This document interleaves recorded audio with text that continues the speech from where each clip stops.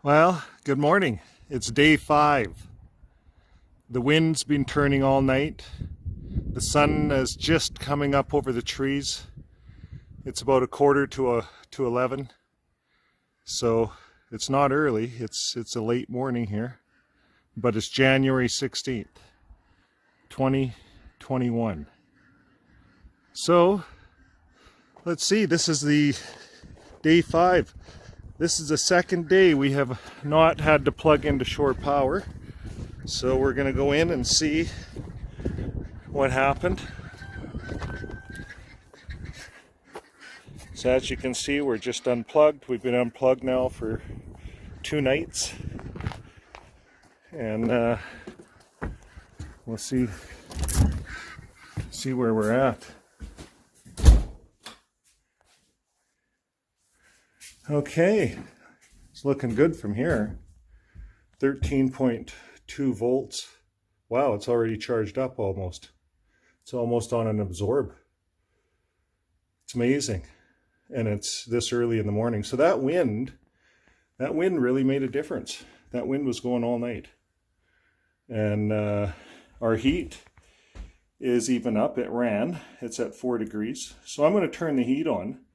And but what I did last night is I turned the heat down to 4 degrees. But remember, we turned it up to 8 degrees. We let it run all day. So yesterday it ran all day, 4 hours. It drew 6 amps all day, but then it was charged the bank up enough to go all night. So if you manage your heat a bit like that, use the thermal heat. Remember, we're going to be charged all the way up here shortly. And with power, if we don't use it, we lose it. So let's turn the heater on right away this morning. Get this place heating up a little more, and let's use some of this excess power we're going to be creating. The sun's high and the sun's hot. Okay, so I just turned the heat on, and I turned it up to 8 degrees. So that's a 4-degree difference. Dropped the batteries from 13.1 down to 12.3, but that's kind of where they sit when they're under load. There's 6 amps at 120 volts drawing here. We got 600 milliamps, 0.6 of an amp, coming in on wind and solar, because the solar's coming in. We have 9 amps coming in on those 600 watt panels. And off the roof again, this thing just shines, this bifacial, 13 amps. So you get those bifacials in a position where they can get some good reflective back sun. I have that silver stainless steel in the roof. White would be good too. So we're doing really good here. I'm impressed. This is just a little 2,000 watt inverter. It's not that efficient. If you look at the specs on these things are about 80% efficient. So we lose a lot of energy through the equipment. Now, as we get into newer inverters in the future here, we'll take a look at efficiencies and all those things as well. And we'll see that with the new technology, the efficiency does get better. But here's kind of a bit of a caution. Anytime you're on a 12 volt system, your efficiency is going to be a way down. A 48 volt system is a much more efficient system if you're going to do off-grid, serious off-grid living. So of course it's going to cost a lot more money, but your power draw is going to be a lot more. But then you're into a really good off-grid system. And but that's a whole nother story. This is kind of, I call it play around stuff. This is campers. Small cabins, kind of like what I did here. We're really putting this thing to the test, by running an electric heater off it and heating the building. We're going to get some cold weather here, so we're really going to put it to the test here. Now, you might ask, we have things running good. We only have 4 or 5 hours of sun, and we only have so much battery. What about in the summertime and we don't need the heat? We can't use the energy? Well, here's what we're going to do. We're going to plug the golf cart in here, and we're going to charge the golf cart battery off green energy perhaps, and use that energy in a different way. So use it through a battery charger. It's not a real good way because you're going from battery to battery, but let's say during the day you're coming in from solar, you're pumping in the amps, and if we can invert that to a charger and charge our golf cart during the day, well, we're using green energy. So the big thing is find ways to use the energy in the winter. That's easy because we have very little sunshine. We have to have lots of storage, and if you're using electric heat or anything like that, it's going to draw a lot more energy than, let's say, using propane or oil or something else. Now, when we're getting into sunshine here and you're making choices coming up camping season, I did this primarily for campers. So all you really need to choose is we get you into one MPPT, couple, 1-2 panels on your roof. You size the inverter so it's about right for your camper. This is a 2,000 watt. That's a starting place, I would say. Do mostly everything except your microwaves. So, or you get into the 3,000 watt and match your 30 amp service. That's really what I recommend. But they are $500 more, so it will cost you a little bit more.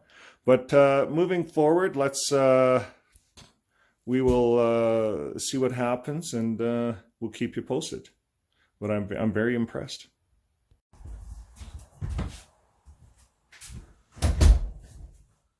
Hello again. We're back in here.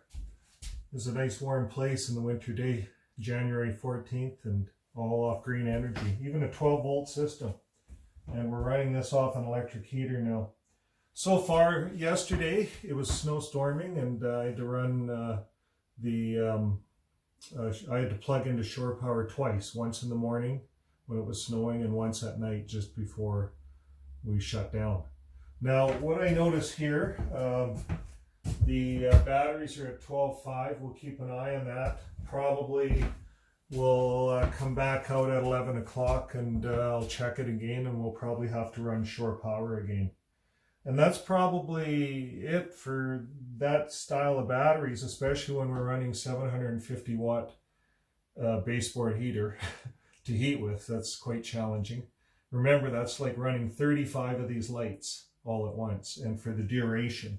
And that thing runs for a while. It runs for several minutes before it heats up enough to heat the room up. So what I'm going to do is tonight, when I plug in shore power for a couple of hours, I'm going to turn the heat up and get the heat cranked up during the time, and then turn the heat down so maybe we can get through the night without having, as the heat comes down. I insulated the building pretty good, and that's key.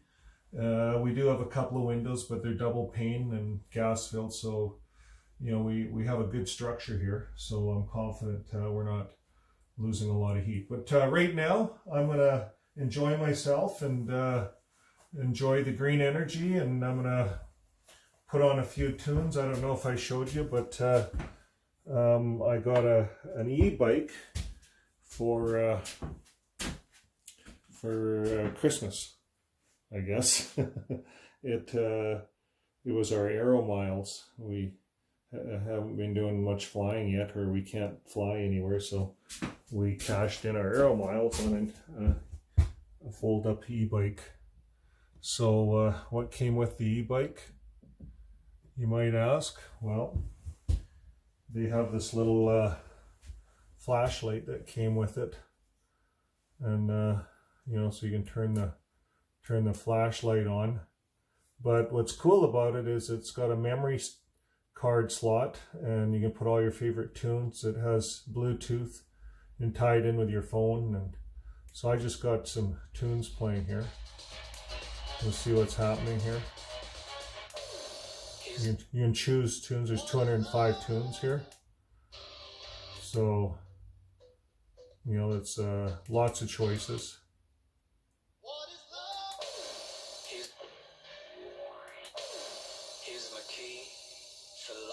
There's a good one. Throw that on in the background and stay for a while. I'm going to sharpen my power saw. And my electric battery's ready to go here.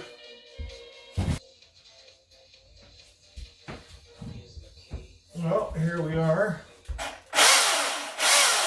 This thing, I find it works for me as good as gas, better.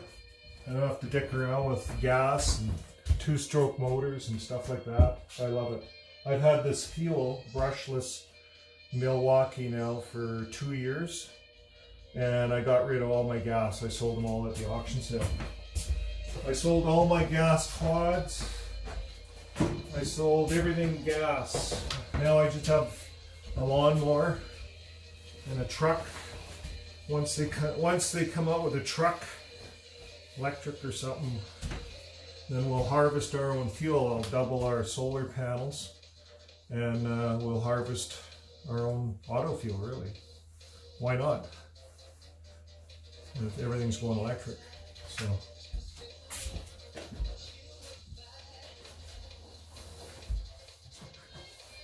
Okay, we'll see you guys later.